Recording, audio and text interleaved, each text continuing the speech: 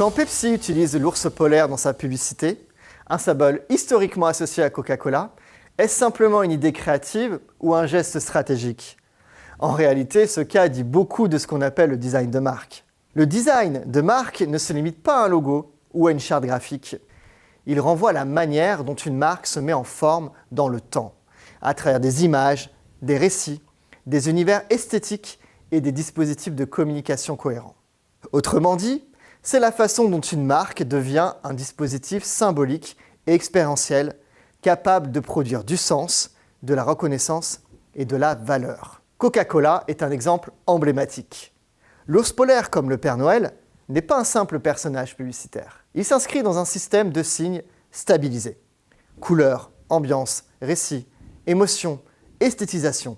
À force de répétition et de cohérence, ces éléments dépassent la publicité pour entrer dans la mémoire collective.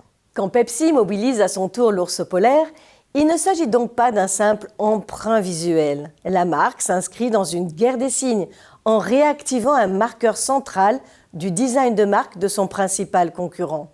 Ce geste révèle que le design de marque fonctionne aussi dans un espace intermarque, fait de confrontations symboliques, de détournements et de jeux de reconnaissance.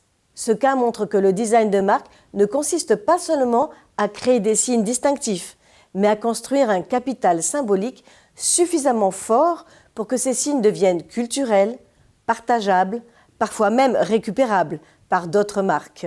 En ce sens, le design de marque transforme la marque en acteur de médiation culturelle et marchande, bien au-delà d'un simple rôle promotionnel.